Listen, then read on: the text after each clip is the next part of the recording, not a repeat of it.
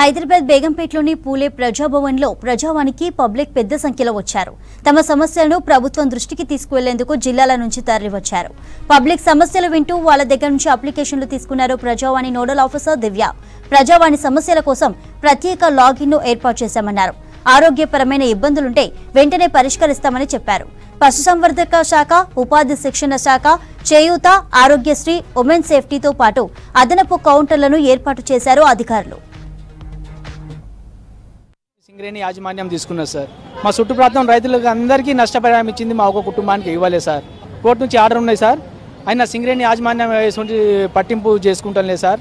సింగరేణి యాజమాన్యం మా కాడికి వచ్చి మీ భూములు మాకు ఇస్తే మీకు తగిన నష్టపరిహారం ఇస్తాం, మీకు మనిషికి ఎంతమంది పేర్లు కాసర్ పాయింట్లు గవర్నమెంట్ కాసర్ పాయింట్లు ఉంటే అంతమందికి అన్న మాట వాళ్ళు తప్పారు సార్. ఆ తర్వాత ఏం చేశారు, మా సంతకాలు తీసుకున్న తర్వాత ఎకరానికి మీకు 12,500 ఇస్తామని చెప్పారు సార్. ఇక మేము ఏం చేయాలో మాకేం చేయని స్థితి సార్. అప్పుడు కోర్టుకి వెళ్ళాం సార్, మేము అందరం కలిసి రైతులందరూ కోర్టుకి వెళ్తే సుమారు 25 సంవత్సరాలు ఆ కేసు నడిచింది సార్.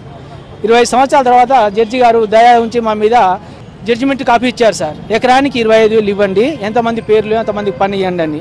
దీంట్లో ఏం జరిగింది సార్, ఒక రైతు కుటుంబం 25 సంవత్సరాలు కోర్టు చుట్టూ తిరిగితే ఈ రైతు ఏం చేసి బతకాలా, ఏ పని చేసి బతకాలా? ఆశతోటి వచ్చినాము ప్రతిమోహన్ గాడికి. ఆశ కేటీఆర్ని సరగలితే మేము 9 రోజులు నడుచుకుంటూ వచ్చిండ్రు. మా బాబు మా ఆయన మేము సగం దూరంలో వచ్చి వెళ్ళిపోయినాం.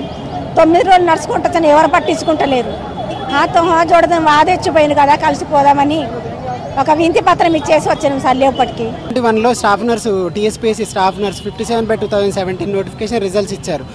ఇంతకుముందు ఉన్న గవర్నమెంట్ మాకు అన్యాయం చేసింది కాబట్టి ఇప్పుడున్న గవర్నమెంట్ మాకు న్యాయం చేయగలరని ఆల్రెడీ మా యొక్క ఇష్యూ ఉండగానే కొత్త నోటిఫికేషన్ ఎంహెచ్ఎస్సీ ద్వారా ఇచ్చేసి మళ్ళీ వాళ్ళ పోస్టులు వాళ్ళకి ఇచ్చారు. కానీ మేము ఎప్పటి నుంచో ఒక 5-6 ఏళ్ల సంది మేము తిరుగుతున్నాం. 2017లో వచ్చిన నోటిఫికేషను అప్పటి నుంచి ఇప్పటిదాకా మేము మా జాబ్స్ కోసం తిరుగుతూనే ఉన్నాం. కాబట్టి మా ఇష్యూ క్లియర్ చేసి మా యొక్క 893 క్యాండిడేట్స్ పోస్టులు ఏవైతున్నాయో అవి సర్టిఫికేట్ వెరిఫికేషన్ అయిపోయిన క్యాండిడేట్స్ అందరికీ జాబ్ ఇవ్వాలి. అలాగే ఇంకొకటి ఏంటంటే ఈ నోటిఫికేషన్లో 3,311 మంది పోస్టులు ఇచ్చారు.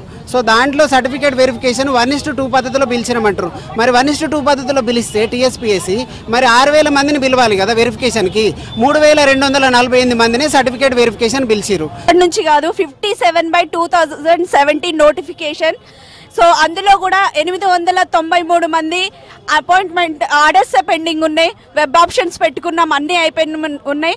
ఓన్లీ మాకు అపాయింట్మెంట్ ఆర్డర్స్ ఇప్పించాలని మేము కోరుతున్నాము రేవంత్ అన్న. ఈ ఇందిరమ్మ నాయకత్వంలో, సోనియమ్మ నాయకత్వంలో మా రేవంత్ అన్న ఈ చెల్లెలకి న్యాయం చేస్తారని నేను అనుకుంటున్నాను.